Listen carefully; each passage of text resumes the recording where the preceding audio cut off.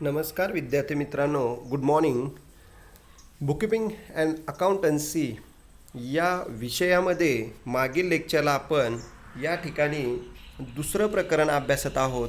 त्याचं नाव आहे not for profit concern. या नॉट फॉर प्रॉफिट कन्सर्न टॉपिकमध्ये आपण 3 प्रकारचे प्रॉब्लेम अभ्यासलेले आहेत. सुरुवातीला तुम्हाला रिसिप्ट अँड पेमेंट अकाउंट देतात आणि 4-5 ॲडजस्टमेंट देतात. त्याच्यावरून तुम्ही इन्कम अँड एक्सपेंडिचर अकाउंट तयार करता आणि बॅलन्स शीट.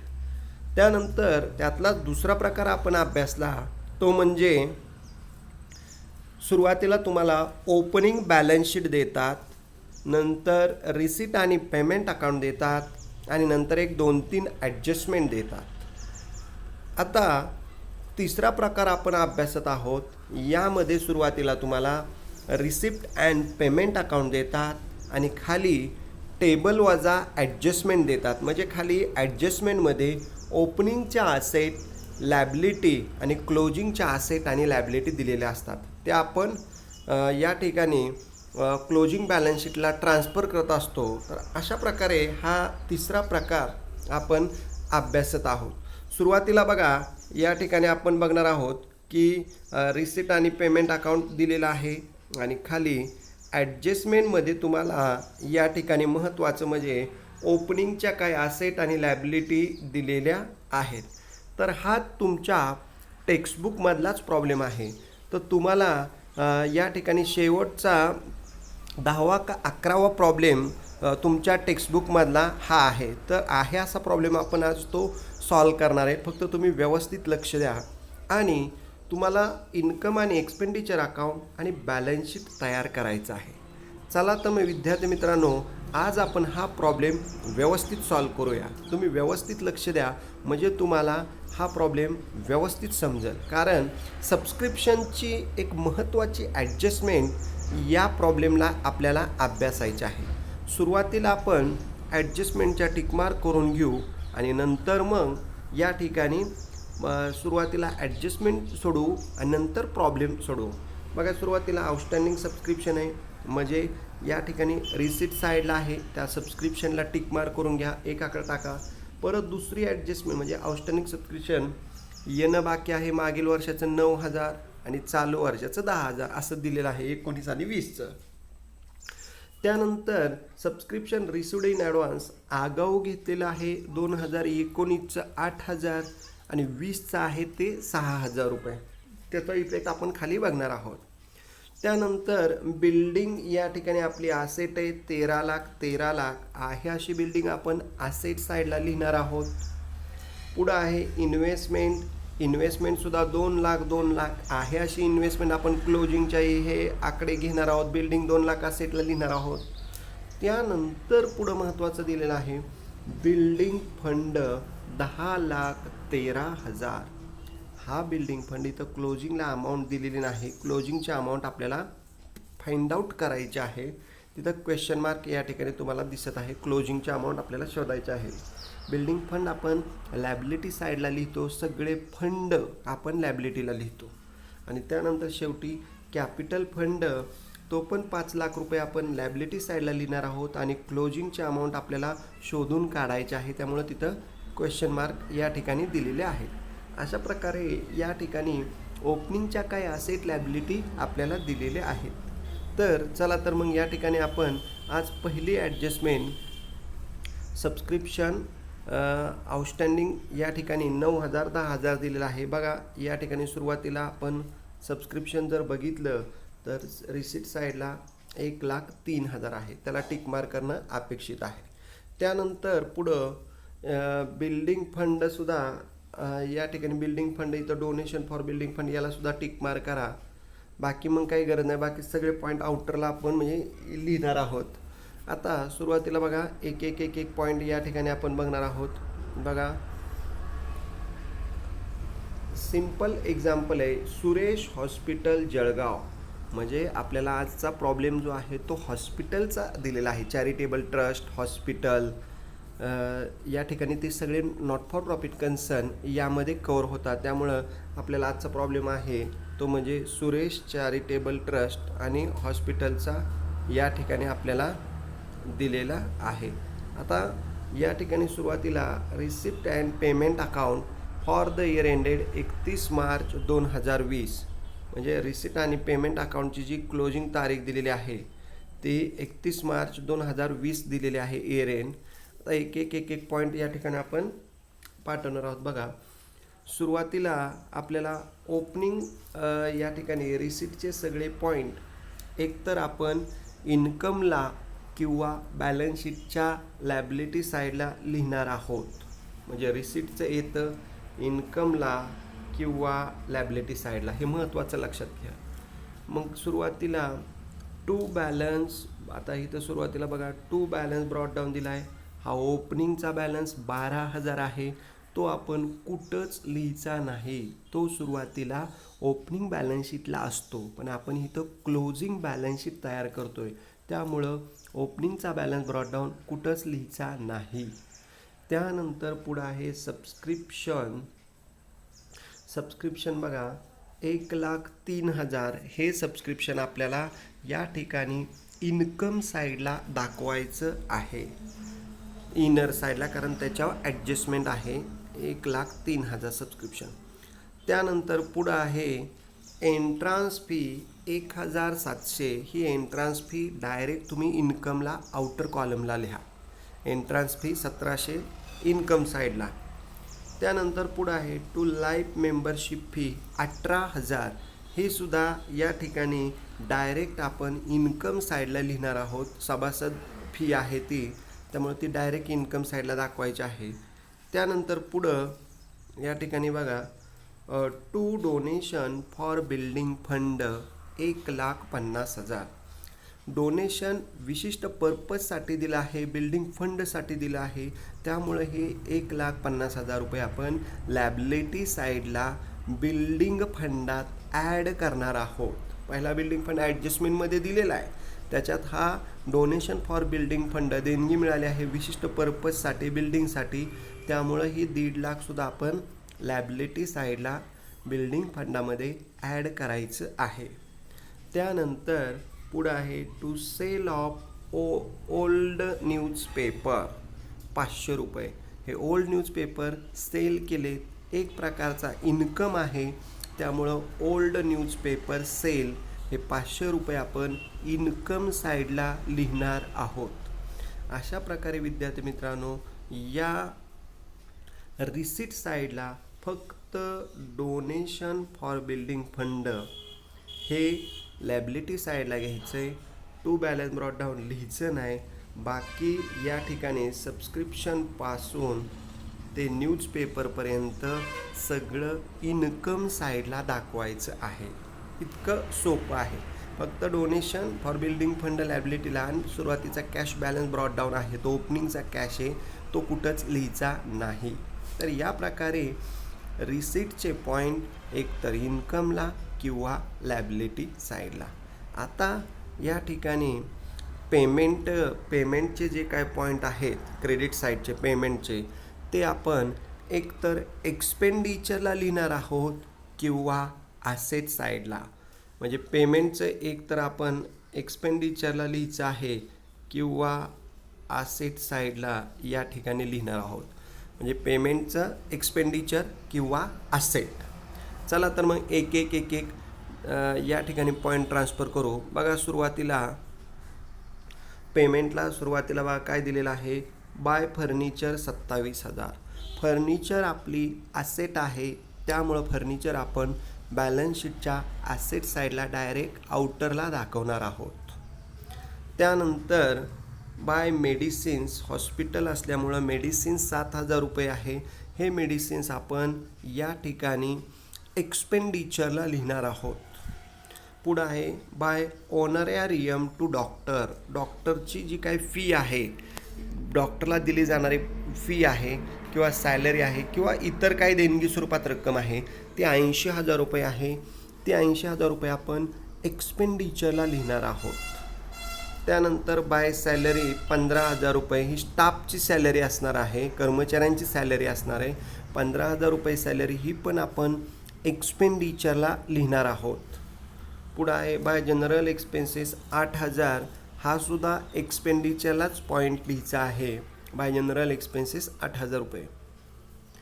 त्यानंतर बाय फिक्स्ड डिपॉझिट 1,40,000 आपण बँकेमध्ये किंवा इतर संस्थेमध्ये FD केलेली आहे. फिक्स्ड डिपॉझिट या ठिकाणी 1,40,000 रुपये आपली ॲसेट आहे, त्यामुळं फिक्स्ड डिपॉझिट ॲसेट साईडला लिहायचं आहे.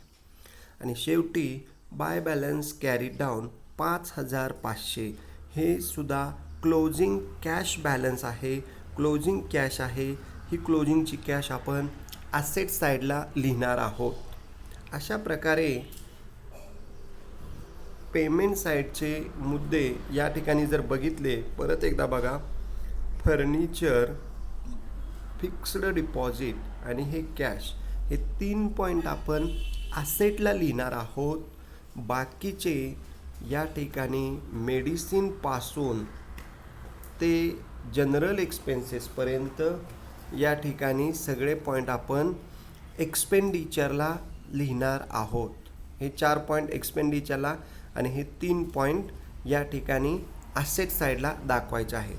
या प्रकारे आपल्याला पेमेंटचे हे पोस्टिंग झालेलं आहे. आता आपण हे रिसिट आणि पेमेंट 2,82,500नी टॅली करून तुम्हाला दिलेलं आहे. आता आपण ॲडजस्टमेंट पण या ठिकाणी बघणार आहोत, म्हणजे त्या ॲडजस्टमेंटचे इफेक्ट कशा प्रकारे केलेले आहेत ते बघा. या ठिकाणी सुरुवातीला आउटस्टँडिंग सबस्क्रिप्शन 9,000 आणि 10,000 बघा. सबस्क्रिप्शन या ठिकाणी तुम्हाला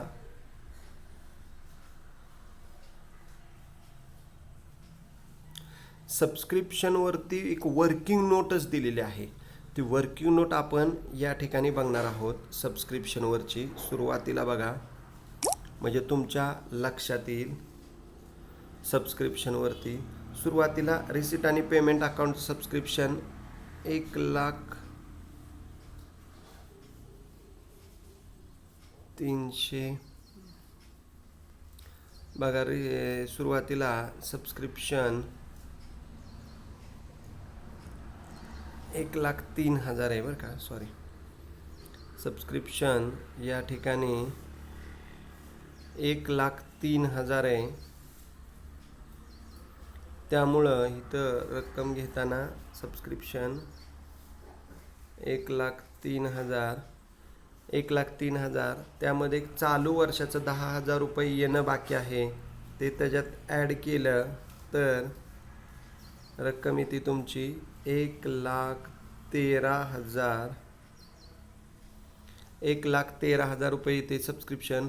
मागील वर्षाचे 9,000 रुपये त्याच्यात ॲड आहेत. मागच्या वर्षाचे 9,000 रुपये लेस करा, म्हणजे 1,13,000तून 9,000 गेले, ती रक्कम येते 1,02,000. सॉरी, ती रक्कम येते तुमची 1,13,000मधून 9,000 गेले 1,06,000. 1,06,000 9,000 रुपये आपण वजा केलेत, हे 9 वजा केलेत, 1,06,000 रुपये.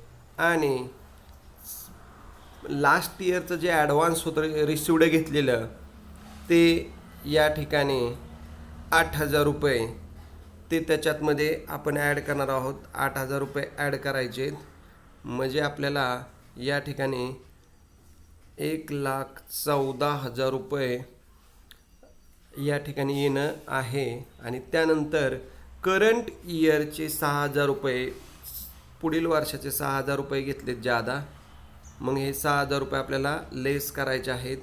तर रक्कम येते 1,08,000.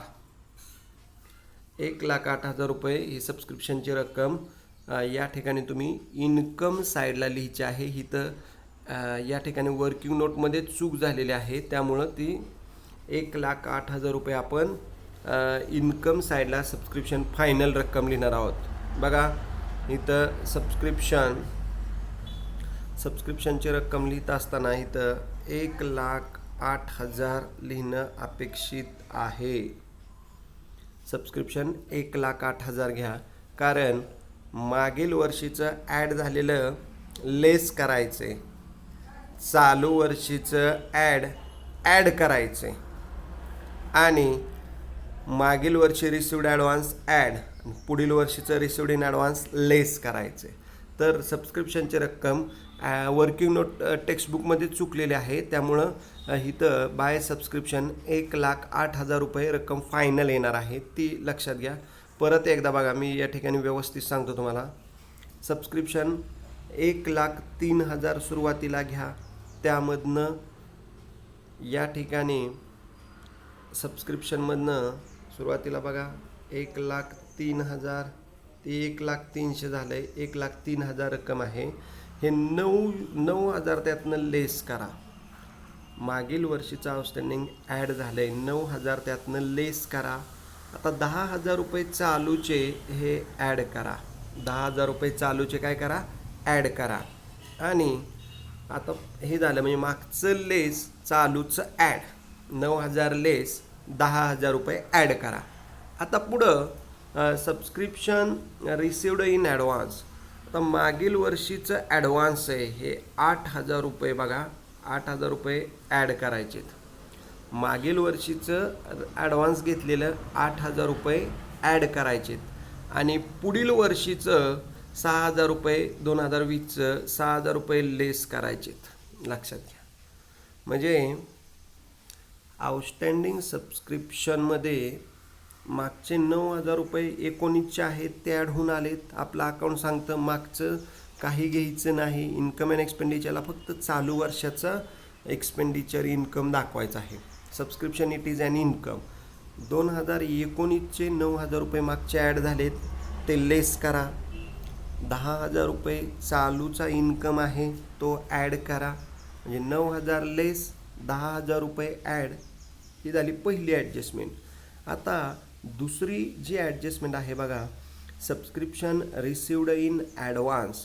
चालू वर्षाचं जे काय सबस्क्रिप्शन म्हणजे आगाव घेतलेलं आहे त्यामध्ये 8,000 रुपये मागच्या वर्षी 19ला ॲडव्हान्स घेतलं होतं, ते 20ला येणार आहे म्हणून 8,000 रुपये ॲड करायचे आणि 6,000 रुपये 2020 सालात आगाऊ घेतलं आहे म्हणून 6,000 रुपये लेस करायचं आहे. तर या पद्धतीने लक्षात घ्या. आणि अमाऊंट दाखवताना सुद्धा 9,000 रुपये लेस ते या ठिकाणी ओपनिंगच्या असेटला असतील, त्यामुळे हे एकच इफेक्ट करायचे. 19चे एकच इफेक्ट करायचा, 9,000 रुपये लेस करा. परंतु 2020चं 10,000 रुपये ॲड करून असेटला दाखवायचं आहे, लक्षात घ्या. 10,000 रुपये ॲड करून असेटला. आणि सबस्क्रिप्शन रिसिवड इन ॲडव्हान्स 8,000 रुपये 2019चे ॲडव्हान्स आहे, म्हणजे हे 8,000 रुपये ॲड करा, त्याचा पण एकच इफेक्ट येईल. आणि 31 मार्च 2020चे 6,000 रुपये ॲडव्हान्स घेतलेले आहेत, हे 6,000 रुपये लेस करून लॅबिलिटी साईडला, म्हणजे हे लॅबिलिटी साईडला दाखवायचे आहेत 6,000 रुपये आणि हे 10,000 रुपये असेटला दाखवायचे आहेत. अशा प्रकारे 10,000 रुपये ॲड करून असेटला, 6,000 रुपये लेस करून लॅबिलिटी साईडला दाखवायचे आहेत. तर या प्रकारे ही सबस्क्रिप्शनची महत्त्वाची ॲडजस्टमेंट बघितली आपण. मागचं लेस चालूचं ॲड आणि रिसिवड इन ॲडव्हान्स मागचा ॲडव्हान्स ॲड, चालूचा ॲडव्हान्स लेस. त्याच्या विरुद्ध आहे आउटस्टँडिंग आणि ॲडव्हान्स, विरुद्ध इफेक्ट आहेत, फक्त ते व्यवस्थित लक्ष द्या. त्यानंतर पुढं या ठिकाणी आता आपण दुसरी ॲडजस्टमेंट बघणार आहोत. बिल्डिंग डायरेक्ट 13 लाख दोन्हीकडे आहे, ती डायरेक्ट असेट साईडला दाखवायची आहे. बिल्डिंग असेटला लिहायची आहे, दोन्हीकडे सेम अमाऊंट आहे, काय बदल झालेला नाही, त्यामुळे डायरेक्ट ओपनिंगची तीच क्लोजिंगला रक्कम आहे, डायरेक्ट असेट साईडला बिल्डिंग दाखवायची आहे. त्यानंतर इन्व्हेस्टमेंट 2 लाख दोन्हीकडे सेम रक्कम आहे, ती पण इन्व्हेस्टमेंट आपण असेट साईडला लिहिणार आहोत. पुढं बघा, आता असेट साईडला बिल्डिंग आणि इन्व्हेस्टमेंट तुम्हाला दिसत असेल. Building 13 lakh, investment 2 lakh. तर या पद्धतीने आहे. आउटस्टँडिंग सबस्क्रिप्शन पण बघा, चालूचं 10,000 रुपये ॲड आणि रिसिवड इन ॲडव्हान्सचं 6,000 रुपये लेस केलेलं दिसतंय लॅबिलिटी साईडला. तर या प्रकारे हा इफेक्ट आपण दाखवलेला आहे. त्यानंतर पुढं दिलेलं आहे तुम्हाला बिल्डिंग फंड दिलं होतं 5,00,000, ते इनरला घेतलं आणि त्यात डोनेशन 1,50,000 ॲड करून 6,50,000 रुपये दाखवलं. म्हणजे बिल्डिंग फंडसुद्धा लायबिलिटी साईडला आपण दाखवलेला आहे, बिल्डिंग फंड शब्द असल्यामुळं 5,00,000 आणि त्यात 1,50,000 रुपये डोनेशन ॲडजस्टमेंटमधलं आपण म्हणजे रिसिप्ट साईडला आलेलं donation for building fund add केलेलं आहे. त्यानंतर पुढं आहे कॅपिटल फंड 10,13,000 रुपये. हे कॅपिटल फंडसुद्धा आपल्याला लॅबिलिटी साईडला दाखवायचं आहे 10,13,000. अशा प्रकारे या टेबलमधले सगळ्या पॉईंट आपण बिल्डिंग फंड लायबिलिटीला घेतलं, कॅपिटल फंड लायबिलिटी साईडला घेतलं. हे जो पूर्ण टेबल आहे ॲडजस्टमेंटचं पहिले ॲडजस्टमेंट हा आपण व्यवस्थित ट्रान्सफर केलेला आहे. आता इन्कम आणि एक्सपेंडिचर अकाउंट व्यवस्थित बघू, म्हणजे तुमच्या लक्षात येईल. एक एक एक एक पॉईंट व्यवस्थित आपण समजून घेऊ. या ठिकाणी सुरुवातीला एक्सपेंडिचर साईडला बघा, मेडिसिन 7,000 डायरेक्ट बाहेर, ऑनरेरियम टू डॉक्टर 80,000 बाहेर, सॅलरी 15,000 बाहेर आउटर साईडला, जनरल एक्सपेन्सेस 8,000 रुपये बाहेर लिहायचं आहे. आता त्यानंतर या ठिकाणी इन्कम साईडला महत्त्वाचं आता सबस्क्रिप्शन बाय सबस्क्रिप्शन, ती रक्कम 1,03,000 नाही, ती रक्कम आहे 1,08,000. म्हणजे सबस्क्रिप्शनची रक्कम घेत असताना बघा 1,08,000 मुद्दाम या बाजूला लिहिते, मी तुम्हाला दिसेल. सबस्क्रिप्शन 1,08,000 रुपये या ठिकाणी शेवटची रक्कम इथं दाखवणं अपेक्षित आहे. त्यानंतर entrance fee 1,700, life membership fee 18,000 आणि by sale of old newspaper 500 रुपये. तर या पद्धतीने इन्कम साईडला सबस्क्रिप्शन 1,08,000, त्यानंतर एंट्रन्स फी 1,700, म्हणजे टोटल जर केली आपण 1,08,000 प्लस 1,700 1,09,700 आणि प्लस त्यामध्ये 18,000 ॲड केले 1,27,700 आणि प्लस त्याच्यात 500 रुपये ॲड केलं तर 1,27,700 आणि 500 1,28,200. तर या पद्धतीने इन्कम साईडची टोटल येते 1,28,200. 1,28,200 ही टोटल येते 1,28,200. या इन्कम साईडमधून एक्सपेंडिचर वजा करायचे आहे आणि जो फरक येणार आहे त्याला आपण टू सरप्लस या ठिकाणी नाव देतोय.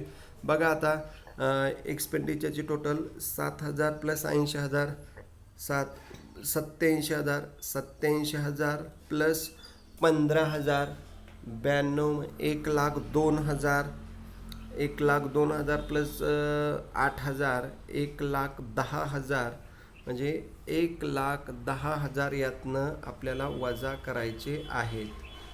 म्हणजे 1,10,000 जर वजा केलं तर या ठिकाणी 18,200 हा आपला सरप्लस येतोय.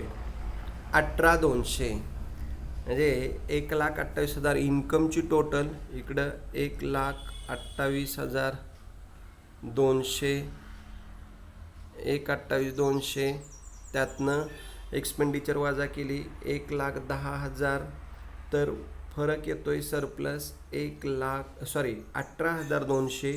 हा सरप्लस आपल्याला कॅपिटल फंडामध्ये ॲड करायचा आहे. सरप्लस बघा इथं कॅपिटल फंडामध्ये या ठिकाणी सरप्लस आहे 18,200 18,200 ॲड करायचं आहे. मग टोटल हा चुकलेला आहे 1,10,000 त्याच्यामध्ये 10,13,000 कॅपिटल फंड आहे लॅबिलिटी साईडला, त्याच्यामध्ये 18,200 ॲड करायचे म्हणजे 13,8 21,10 31 आणि प्लस हे 200 म्हणजे 10,31,200 10,31,200 कॅपिटल फंड येतोय 10,31,200. तर 10,31,200 त्यामध्ये बिल्डिंग फंडाचे 6,50,000 आणि सबस्क्रिप्शन रिसिव्ड इन ॲडव्हान्स 6,000 म्हणजे 6,56,000 याच्यात ॲड करावं लागतील. 6,56,000 रुपये ॲड करावं लागतील. तर टोटल इथं 200 आहे अशी 7 आणि त्यानंतर 5 आणि 3 8 आणि हे 16,87,200. तर या पद्धतीने ह्याची टोटल लायबिलिटीची 16,87,200 आलेली आहे. परंतु टेक्स्टबुकमध्येच ती चूक झाल्यामुळं आपल्याला तिथं सबस्क्रिप्शनच या ठिकाणी चुकीचं दिलं होतं. त्यामुळं इथं लायबिलिटीची टोटल 16,87,200 ते. आता आसेटची या ठिकाणी बघू आपण. Cash in hand 5,500, investment 2,00,000, furniture 27,000, building 13,00,000, fixed deposit 1,40,000, outstanding subscription 10,000 रुपये. तर या पद्धतीने आसेटची टोटल इथे 16,82,500. म्हणजे इथं 5,000चा जो डिफरन्स पडतोय तो लक्षात घ्या. 5,000चा जो फरक पडतोय 5,300चा जो फरक पडतोय तो फाइंड आउट करणं गरजेचं आहे. 5,300 की सबस्क्रिप्शन देतानाच आपल्याला या ठिकाणी चुकलेलं आहे. टेक्स्टबुकमध्ये पण ती चूक झालेली आहे. तर 5,300 व्यवस्थित बघा आणि ते फाइंड आउट करून काढा. तर अशा प्रकारे आज आपण तिसऱ्या प्रकारातला हा प्रॉब्लेम अभ्यासलेला आहे की रिसिट आणि पेमेंट अकाउंट देतात आणि खाली टेबल वाजा ॲडजस्टमेंट देतात. आता विद्यार्थी मित्रांनो, जर या ठिकाणी तुम्हाला आजपर्यंत आपण हा इन्कम आणि एक्सपेंडिचर अकाउंट आणि बॅलन्स शीटचा अभ्यास व्यवस्थित केलेला आहे. तर या टॉपिकमधला हा शेवटचा प्रॉब्लेम आहे. यानंतर आपण पुढचा नेक्स्ट टॉपिक पुढच्या लेक्चरला याचा असाइनमेंट देऊन जे काय आहे तो चालू करणार आहे. तर तुम्ही या ठिकाणी झालेले प्रॉब्लेम व्यवस्थित रोजच्या रोज सॉल्व करा आणि काही शंका असतील तर विचारा. ठीक आहे, व्यवस्थित प्रॉब्लेम फक्त बघा आणि काही ॲडजस्टमेंटमध्ये पॉईंटमध्ये काही शंका असतील तर विचारा. ठीक आहे, या ठिकाणी आज आपण थांबत आहोत. कुणाला काही शंका असतील तर क्लास कमेंटमध्ये लिहा किंवा मॅसेज पाठवा. त्या पद्धतीने त्या आपण सॉल्व करू. ठीक आहे, धन्यवाद. या ठिकाणी आपण थांबत आहोत.